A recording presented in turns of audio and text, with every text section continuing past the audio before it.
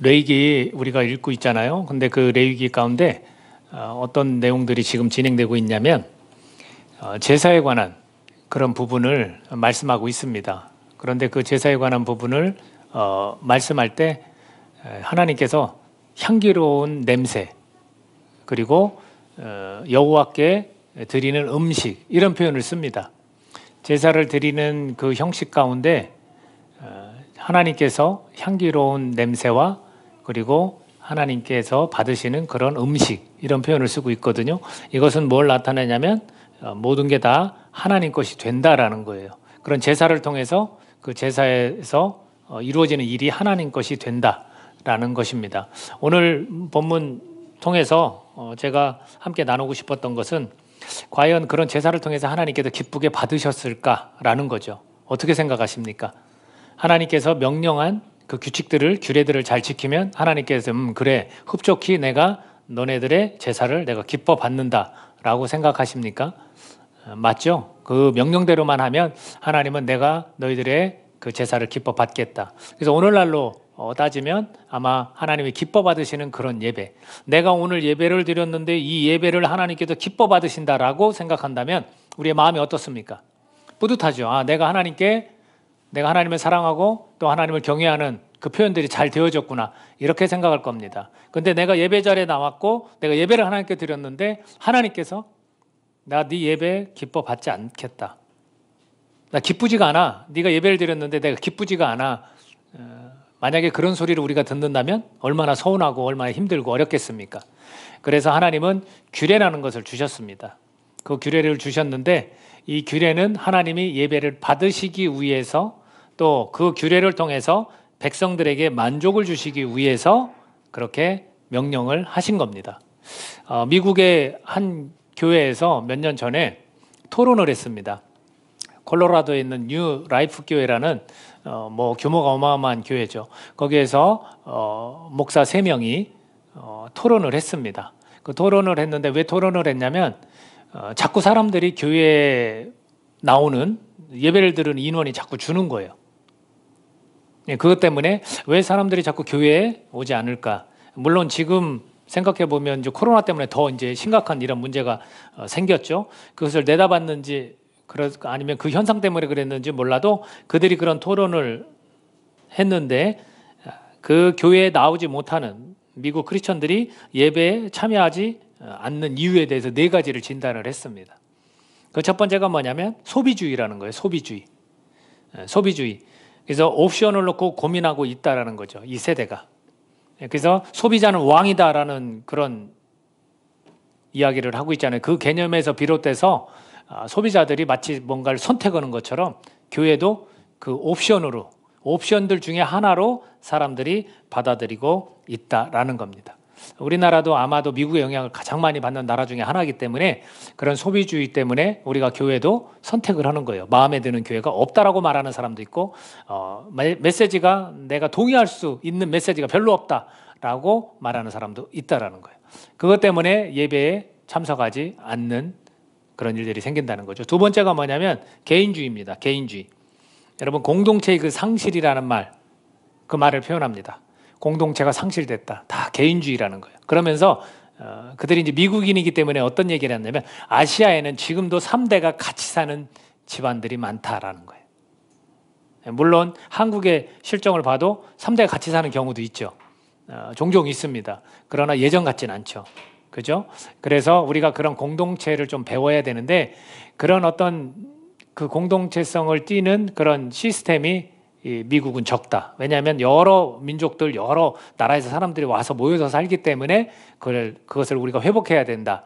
공동체성을 회복해야 교회는 된다라는 거죠. 그래서 이러는 개인주의 때문에 그들이 예배에 참여하지 않는다라고 이야기합니다. 세 번째가 뭐냐면 실시간 스트리밍에 대한 과대 의존이라는 거죠. 실시간으로 예배가 나가니까 이것 때문에라는 거예요. 근데 좋은 점도 있죠. 왜냐하면 세계 각지에 흩어져 있는 사람들이나 정말로 그렇게밖에 예배를 드릴 수 없는 이렇게 몸을 사지를 움직일 수 없어서 누워있는 그런 환자들에게는 얼마나 좋습니까? 그렇게 유익도 있지만 이것을 정문이 아니라 그냥 좋은 뒷문이어야 하는데 이것을 마치 정문처럼 사람들이 사용하고 있다라는 거예요. 그래서 많은 사람들이 집에서 가족들과 함께 커피잔을 들고 편안한 소파에 앉아서 그렇게 예배를 드리고자 하는 영적인 거래에 대한 유혹을 받고 있다. 이렇게 표현을 하고 있습니다. 그리고 네 번째가 뭐냐면 개인 중심 예배 때문에 그렇다는 거예요. 사실 이 교회에서는 하나님의 가족을 이야기하고 커다란 우리에 대해서 말을 하는데 실제로는 신앙 공동체가 아닌 개별적이고 종교적인 관습에 초점을 맞춘 그런 예배, 그런 찬양과 그런 메시지를 갖는 경향이 생겼다라는 거죠. 그러니까 내 마음에 들면 되는 거예요. 그래서 이런 네 가지를 가지고 진단을 했는데 저는 이 상당히 의미 있는 그런 토론이라고 생각을 합니다. 지금 현재 한국교회도 바로 이런 부분들 때문에 소비주의나 개인주의나 실시간 이 스트리밍에 대한 과대 의존이나 또는 이런 개인 중심 예배 때문에 지금 한국의 공동체도 이 공동체성을 상실하고 예배에 잘 참여하지 않고 있다라는 겁니다. 여러분 얼마나 동의하십니까? 수긍이 좀 가는 부분들이 있죠? 이것이 우리가 지금 현실에서 겪고 있는 어려움 중에 하나입니다. 여러분 하나님께서 기쁘게 받으시는 그런 예배는 예를 들어서 우리가 가정에서 여러분들에게 이 한 번만 드리는 오늘 모여서 주일날 드릴 예배 말고 가정에서 드리는 그 예배를 보통 몇 번이나 드리십니까? 구성원 전체가 믿는다면 다 같이 드릴 수도 있지만 믿는 나 혼자만도 드릴 수 있는 겁니다. 하나님은 그런 예배도 당연히 기뻐 받으시는 거죠. 거기에는 우리의 행위와 그런 생각들이 들어 있습니다.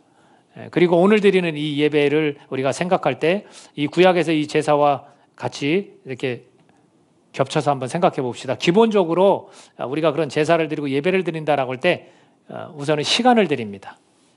그렇죠? 시간을 드려요. 여러분이 시간을 내야 예배 현장에 올 수 있잖아요. 시간을 드립니다. 그리고 또 물질을 드립니다. 오늘 뭐 조금 꺼려할 수도 있는데 하나님은 분명히 이 규례를 주셨고 명령을 하셨습니다. 그 가운데 항상 보면 다 물질이 들어있어요. 물질을 하나님께 드립니다. 이 두 가지를 합하면 마음을 드리는 거예요. 마음을 드리는 거. 근데 이걸 분리돼서 생각하면 안 돼요. 내가 예를 들면 봉사를 한다, 또 시간을 드린다, 물질을 드린다.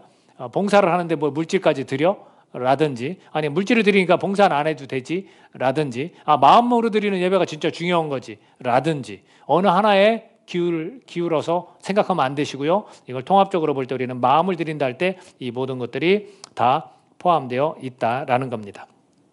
출애굽을 시켰어요, 하나님이. 그리고 나서 이 규례를 주셨어요. 여러분 출애굽을 시키고 하나님이 왜 이 제사에 관한 규례를 주셨을까? 출애굽을 시킨 이유가 있습니다. 출애굽을 시킨 이유 뭡니까? 왜 출애굽을 시켰습니까? 더 이상 이 세상 속에서 그 권력자의 종으로 살지 않게 하기 위해서 내 자녀로 내가 이제는 삼아서 나에게 예배를 드리는 백성으로 삼기 위해서 출애굽을 시켰습니다. 자, 우리도 세상 가운데 지금 출애굽했습니다.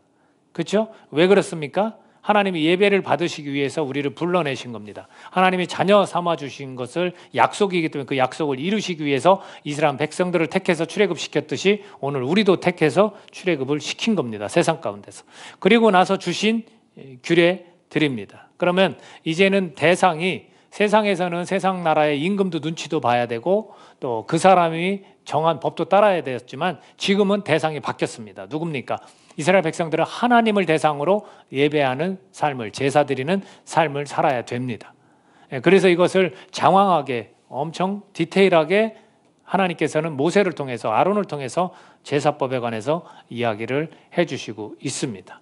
오늘 우리도 마찬가지입니다. 우리가 세상에서 불러냈으면 우리가 해야 될 일이 하나님을 대상으로 해서 예배를 드리는 그런 삶을 우리가 살아야 되는 거예요. 그런데 이 예배가 하나님이 받으실 만한 예배, 하나님이 정말 기쁨으로 만족하실 만한 예배가 되어야 하는데 자기 개인의 만족으로 흘러가면 안 되는 거죠. 그리고 내가 이렇게 드려도 된다, 저렇게 드려도 된다 정해도 안 되는 거죠. 그래서 이스라엘 백성들에게 이 제사법에 관해서 몇 가지를 얘기했는데 제가 오늘 좀 5가지를 좀 설명을 하는데 그중에서 속죄제와 속건제를 중심으로 이야기를 나누려고 합니다. 속죄제와 속건제 중심을 가지고 이야기를 나눌 건데 그 전에 처음부터 1장에서 말씀하셨던 게 뭐냐면 번제입니다. 번제, 그리고 소제, 그리고 화목제. 이걸 너무 좀 우리가 자꾸 이 제사를 여러 가지 이름이 나오니까 좀 복잡할 수 있는데 이걸 좀 간단하게 여러분에게 정리를 좀 해드리려고 합니다. 1장 1절에서 보면 번제에 관해서 이야기할 때 이렇게 말씀하고 있습니다.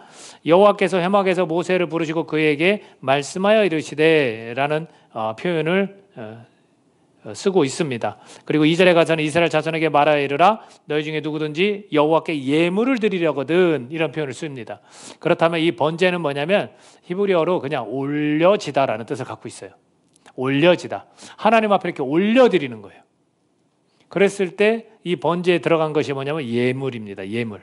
그 예물의 대상이 소나 양으로 예물을 드릴지라. 이 당시에 소나 양은 뭡니까? 자기 재산이에요. 오늘날로 따지면 금전적이고 돈이 될 수가 있습니다. 그것을 가지고 드리라는 겁니다. 이것이 번제입니다. 그냥 하나님께 올라가도록 드리는 것. 그것이 번제입니다. 그러니까 번제단에 제물을 드린다. 그런 뜻. 번제단에 드려지다. 이런 뜻을 갖고 있습니다. 그리고 나서 2장에 가서는 소제에 대해서 이야기하는데 소제는 곡물 제사예요. 곡물. 우리가 땅에서 나는 그 식물들에서 거두는 그런 곡물입니다. 그런 곡물 제사는 노동의 열매죠.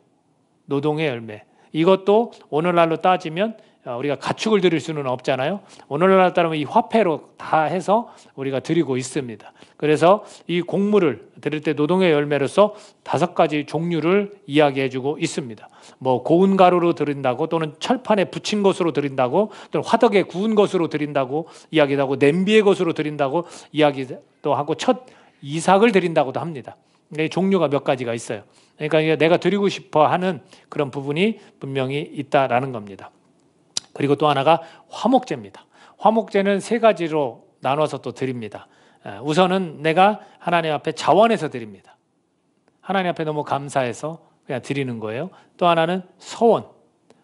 내가 이런 약속을 하나님 앞에 하고 싶습니다. 이걸 주님 제가 지키겠습니다. 주님 이것을 대가로 주십시오.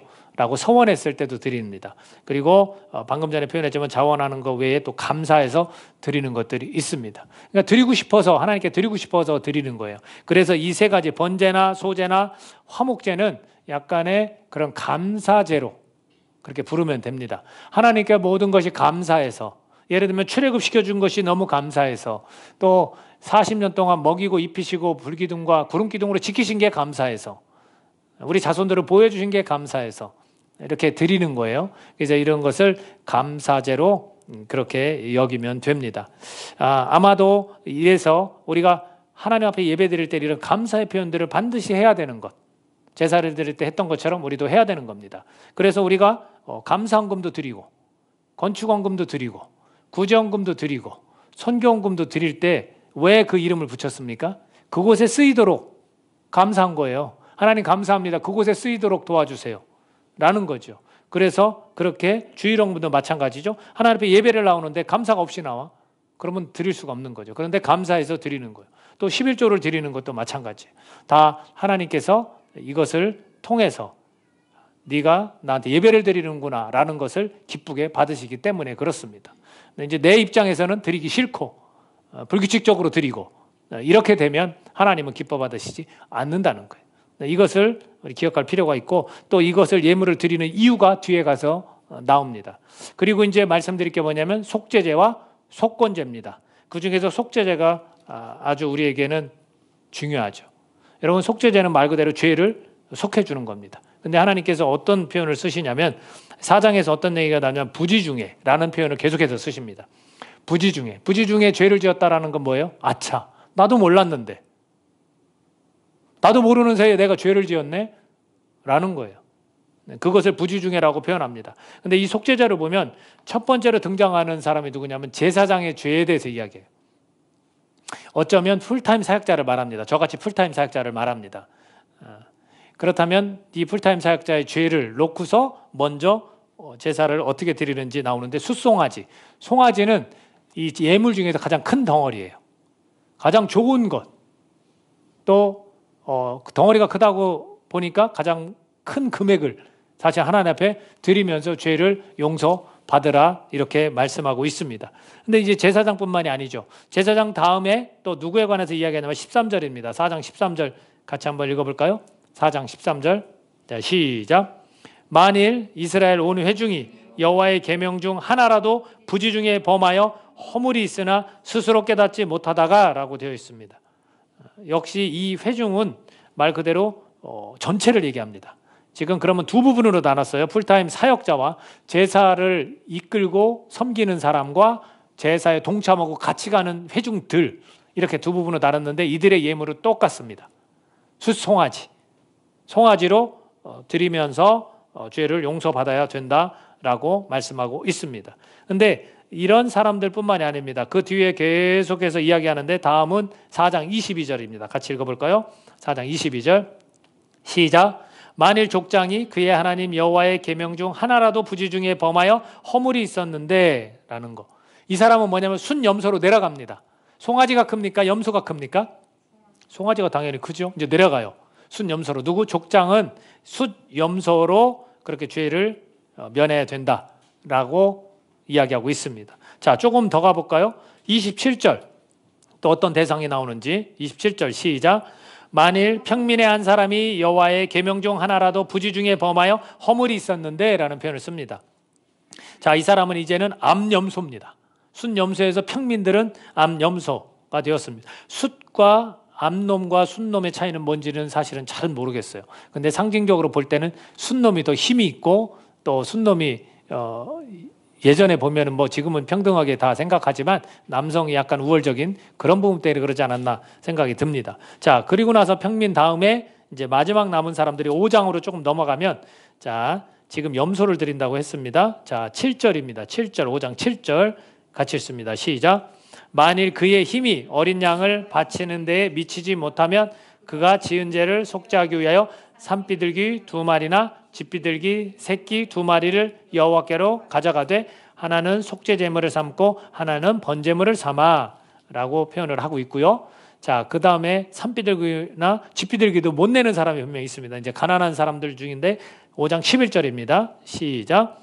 만일 그의 손이 산비둘기 2마리나 쥐비둘기 2마리에도 미치지 못하면 그의 범죄로 말미암아 고운 가루 10분의 1 에바를 예물로 가져다가 속죄 제물로 드리되 이는 속죄제인즉 그 위에 기름을 붓지 말며 유향을 놓지 말고 라고 되어 있습니다. 비둘기조차 드리지 못하는 사람들은 이 가루를 드리라는 건데 여기서 10분의 1 에바라는데 에바는 22리터를 얘기해요. 1 에바가 10분의 1이면 2.2리터. 그러니까 우리가 이게 물병 1.8리터 물병인가요? 그만큼인 거예요. 그만큼의 가루를 드리라는 거예요. 자, 이거를 잘 보십시오. 하나님께서 이렇게 좀 이렇게 섬세하게 하나하나씩 이렇게 설명했어요. 제사장부터 회중들, 그리고 귀족, 평민, 가난한 자들까지 쫙. 그러면 여기에서 제외되는 사람들이 있어요, 없어요? 없어요. 누구라도 하나님 앞에 나와 예배 드릴 때는 하나님을 대상으로 해서 내가 지금 예배를 드리고 있다면 그분께 예물을 드려야 되는 거예요. 근데 놀랍게도 똑같이 드리라고 안 했습니다. 우리 사람들은 자꾸 비교의식 있잖아요. 똑같이 드리는 게 아니에요.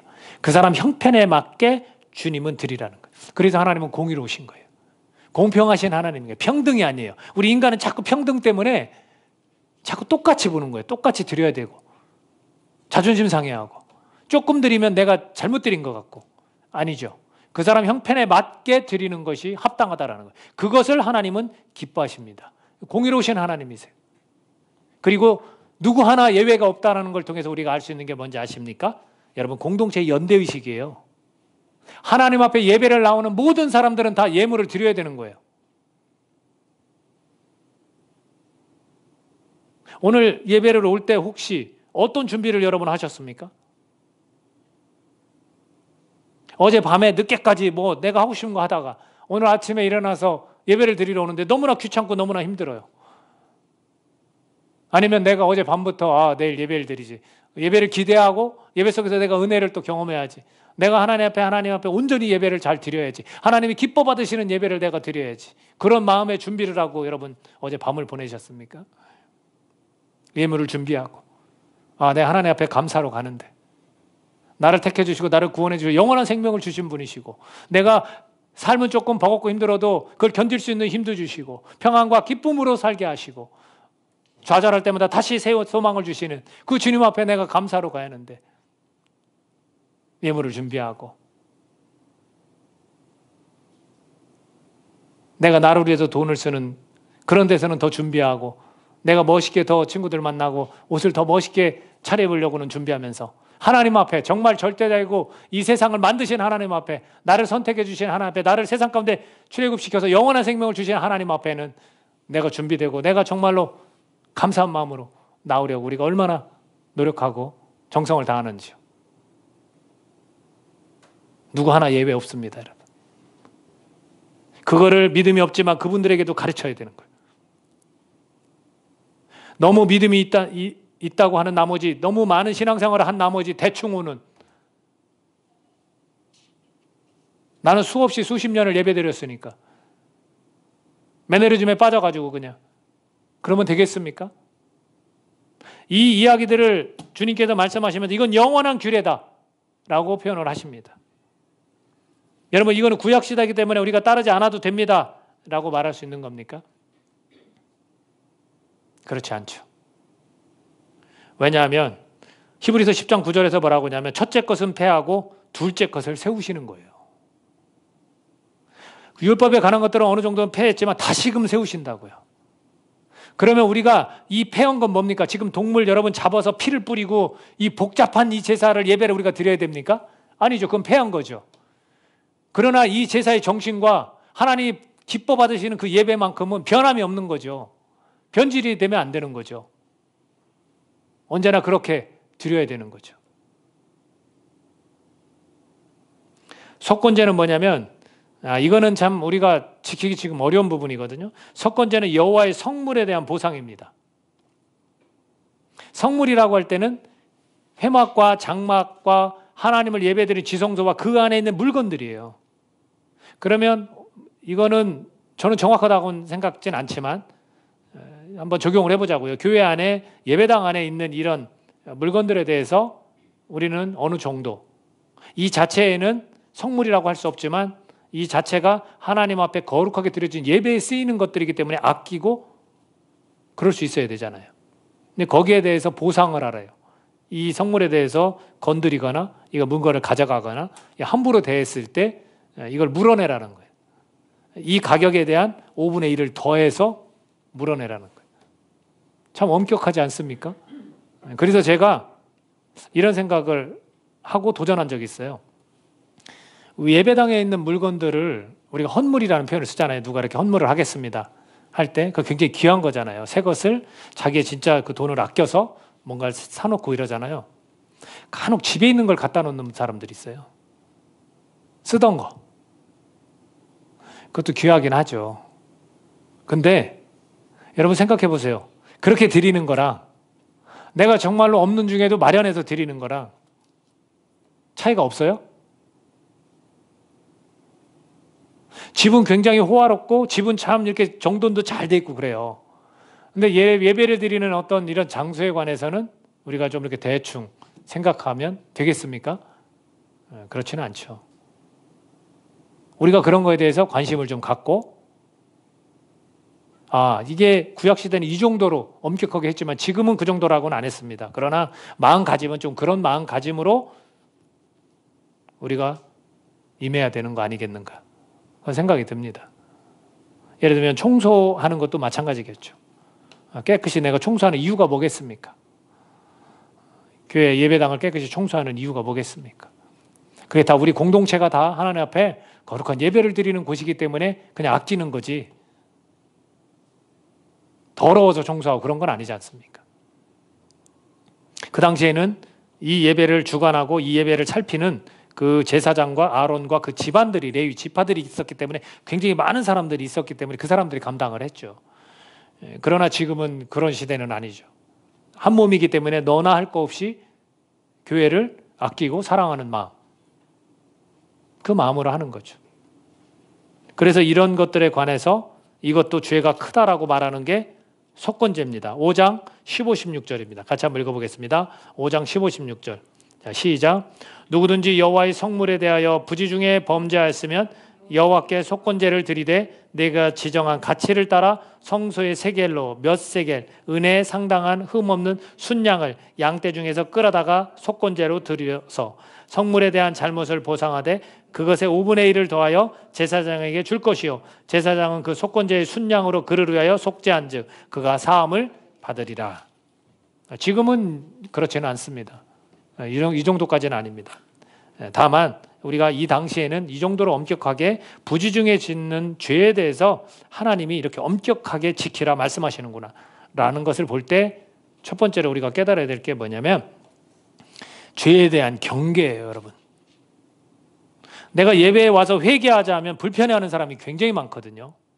나 회개할 일 없는데, 나 괜찮은데 왜 맨날 회개하자고 그래?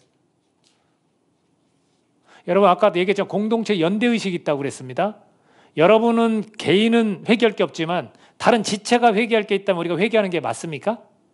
맞는 거죠. 한 몸 중에 죄가 있다면 우리가 기도하는 게 맞잖아요. 부지중해라는 것은 알지 못하는 죄가 우리 공동체 가운데 숨어 있다라는 거거든요. 그럼 그거를 위해서 우리가 회개하는 거예요. 내 개인의 회개만 회개가 아닌 거예요. 그런데 우리는 죄에 대한 경계가 느슨한 거예요. 나만 죄를 짓지 않으면 되지. 천만에요. 제가 항상 두렵고 떨린 게 그거예요. 나는 죄를 안 짓는다 할지라도 우리 지체들 중에 누가 혹시라도 뭐를 죄를 지었다면 저는 어떻게 해야 됩니까? 하나님 앞에 회개해야 되는 거죠. 그것을 오늘 우리가 기억해야 되는 겁니다. 하나님은 이 내용을 자세히 들여다보면 무엇을 정말 싫어하냐면 죄를 정말 싫어합니다. 왜 그러실까요? 하나님은 거룩한 분이기 때문에, 깨끗한 분이기 때문에 그분의 자녀들이 죄를 짓는 걸 그렇게 싫어하시는 거예요. 어느 부모가 자기 자녀가 죄를 짓는데 그걸 좋아하겠습니까? 그러면 자녀가 예를 들어 5이 있어요. 그러면 5 중에 하나는 죄를 지어도 되는 겁니까? 그 부모가 괜찮아, 5 중에 하나니까 하나쯤 죄를 지면 나 기쁘게 받을게. 그럽니까? 아니죠. 5 다 죄를 안 짓는 걸 원하는 거죠. 하나님도 마찬가지죠. 이 공동체 내에서 죄가 숨어 들어왔다면 그 죄를 놓고 하나님께서 이것을 싫어하시는구나라는 걸 우리가 알고 회개 기도를 해야 되는 거예요. 그래서 우리가 거룩하신 하나님, 그 앞에서 하나님은 정말 죄를 싫어하신다라는 것을 오늘 우리가 깨달을 수 있기를 바랍니다. 두 번째는 뭐냐면 이 제사의 내용을 가만히 들여다보니 죄에 대한 회개라는 것을 하나님이 기쁘게 받으시는 예배인 것 같고, 두 번째는 뭐냐면 형편에 맞게 꼭 드려야 한다는 거예요. 형편에 맞게 꼭 드려야 한다는 거. 빈손 되겠습니까? 안 되겠습니까? 안 되는 겁니다. 아차, 내가 예물을 준비 못했구나 하고 뒤로 가서 계좌로 이체하면 되지. 이렇게 안 했으면 좋겠어요, 여러분. 하나님은 그 금액을 보는 게 아니에요. 두렙돈들은 과부가 최고의 것을 드렸다고 했잖아요. 부자가 드린 것보다 부자가 더 많이 드렸는데도 불구하고 우리는 더 많이 드렸기 때문에 의시되고, 아, 내가 하나님 앞에 잘했구나 이렇게 말하는 사람들이에요. 그리고 1,000원 드리고 2,000원 드리면 부끄러워하는 사람들이에요. 우리가. 하나님은 그걸 보시는 게 아니라 네가 나한테 나올 때 이미 예물을 준비해서 나오는구나, 그걸 보신다고요.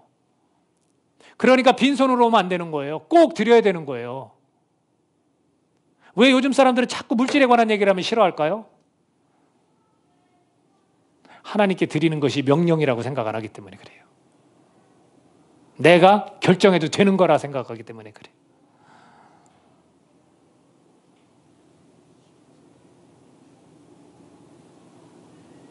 여러분, 이걸 통해서 지금 이 죄에 대한 것이 우선이었고 꼭 하나님 앞에 올 때는 이런 예물을 드리는 거예요.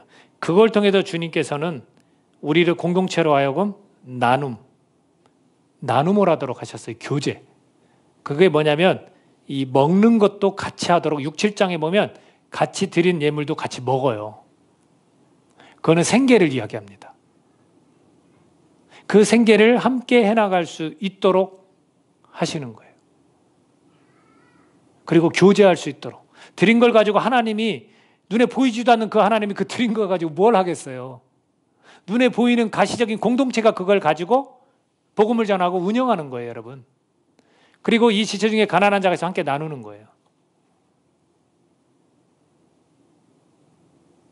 그렇기 때문에 우리는 예물을 드리는 거예요. 하나님은 그렇기 때문에 우선 하나님이 받으시고 그 다음에 우리를 언제나 생각하시는 거예요. 여러분, 제가 재정을 사실은 보고를 계속 했었잖아요. 처음부터 했어요. 저희는 교회를 개척하자마자. 근데 최근에 와서 제가 안 합니다. 왜 안 한다고 말씀드렸죠.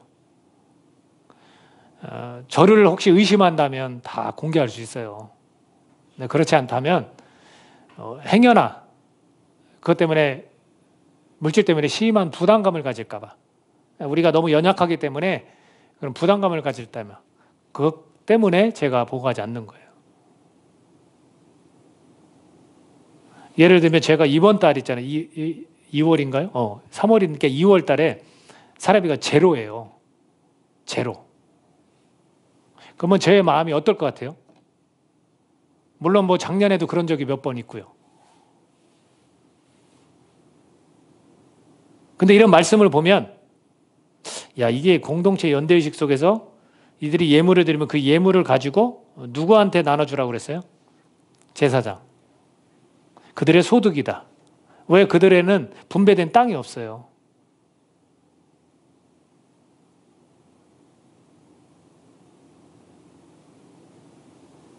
그래서 요즘은 이것이 많이 바뀌었죠. 목회자들이 일을 하지 않으면 안 되는 상황. 이 말씀에만 의존해서 갈 수 있는 것은 아닌 거죠. 그러나 주님의 말씀에 의하면 이런 것들을 같이 할 수 있다면 이게 정말로 얼마나 하나님 나라다운 모습일까요? 우리는 이것을 꿈꿔야 되는 거예요. 규모가 크든 작든. 그렇지 않습니까? 지금 5, 6장 넘어서 6, 7장에서는 계속 반복되는 설명이 뭐냐면 아론의 제사장 자손들에게 돌아갈 몫에 대해서 이야기를 하고요. 먹는 교제에 대해서 이야기를 합니다. 생계에 대해서. 같이 가는 거예요. 이게 같이 가는 거. 예물을 만약에 온전하게 드린다면 이런 현상들이 적어질 거예요. 저는 그렇게 생각합니다. 어느 교회든 11조들 드리고 감사 헌금을 드리고 구제헌금을 드리고 선교헌금을 드리고 주일헌금을 드린다 치면 항목이 너무 많지 않습니까? 그건 개인의 몫이에요. 다 드리는 사람도 있어요. 그건 개인의 몫이에요. 근데 그걸 통해서 공동체가 조금 더 하나 되어지고 하나님이 기뻐 받으시는 예배다 하면 저는 그게 참 좋은 공동체다라고 생각을 합니다. 하나님이 정말로 그 교회를 통해서 역사하시고 일하실 거라 생각을 합니다. 그 이야기들을 쭉 하고 계십니다. 그러니까 형편에 맞겠고 드려라 라는 거예요. 그걸 통해서 하나님은 오병이어의 기적도 일으키시는 분인데 예수님은. 우리는 자꾸 수치로만 이렇게 계산하잖아요. 너무 이런 것들이 안타까운 그런 시대를 우리가 살아가고 있는 것 같습니다. 우리가 웬만하면 하나님께서 원하시는 이 기쁘게 받으시는 예배에 초점을 맞추고 이러한 주님의 규례를 우리가 좀 지킬 수 있어야 되는 거 아니겠습니까? 이제는 완벽하게 예수 그리스도를 통해서 그분이 속죄 제물이 되어서 정말로 우리의 죄를 다 깨끗이 용서해 주시고 이제는 깨끗함으로 하나님 앞에 당당히 나아갈 수 있게 된 거예요. 완성을 하신 거예요. 그 가운데 이런 과거의 구약의 이런 제사법들을 통해서 우리가 하나님이 원하시는 것들은 온전히 드리면서 그렇게 가야 되는 겁니다. 날마다 우리가 뭔가를 격식을 갖추고 주일날 와서 예배를 드리는 게 한 번의 제사로 끝났기 때문에 우리가 하나님의 임재를 날마다 경험하기 위해서 하나님 앞에 가까이 오는 겁니다. 그분께서 우리의 예배의 대상이 되신 거죠. 그래서 우리가 예배를 드리는 이 현장에서 예수 그리스도를 칭송하는 거예요. 주님 잘하셨습니다. 주님 놀랐습니다. 주님은 왕이십니다. 이렇게 칭송하고 감사드리는 거예요. 하나님 감사합니다. 우리를 선택해 주셔서 감사합니다. 그리고 그분을 우리가 사랑한다고 그렇게 마음으로 표현해야 되는 겁니다. 이런 예배 속에서 지금 것들을 종합해 보면 우리는 하나님 앞에 예배 나올 때 회개해야 되는 거예요. 공동체의 어떤 지체, 잘못이 부지 중에 정말로 있을 수도 있기 때문에 우리는 같이 회개를 해야 돼요. 그리고 하나님 앞에 나오는 자들은 예물을 들고 하나님 앞에 예배를 온전히 드려야 되는 거예요. 그리고 주님, 우리를 위해서 제물이 되어주신 그 주님을 우리가 찬양하고 그분을 사랑한다고 표현하는 그런 예배가 하나님께서 기뻐 받으시는 예배인 줄로 믿습니다. 저는 우리 교회의 사실은 큰 장점이 숨기는 거 없이 낱낱이 서로의 형편과 사정을 안다는 거예요. 근데 안타깝게도 저희 교회가 그럼에도 불구하고 진솔되게 이야기를 나눔에도 불구하고 하나님이 주시는 그 은혜나 하나님이 이루실 그 역사를 기대하기 위해서 우리가 무엇을 하고 있냐는 거죠. 오히려 더 하나님 앞에 가까이 갈 수 있고 우리가 더 하나 되어져서 속속들이 서로의 마음과 삶들을 알기 때문에 더 하나 되어져서 하나님 앞에 간구하고 갈 수 있는 거 아닌가. 저는 그런 생각을 해봅니다. 마냥 힘들고 어렵기만 한 우리의 그런 모습은 저는 아니라고 생각을 합니다. 굳굳이 주님을 향한 그 마음과 믿음이 있기 때문에 우리가 인내하면서 가는 거죠. 안 그렇습니까? 문제는 정말로 내가 하나님이 기뻐 받으시는 그런 예배를 드리고 있는가라는 거예요.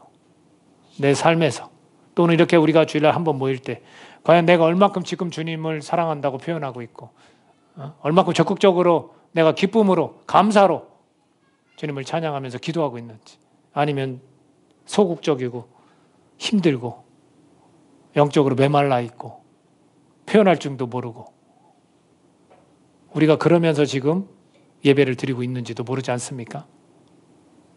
여러분 기쁘십니까?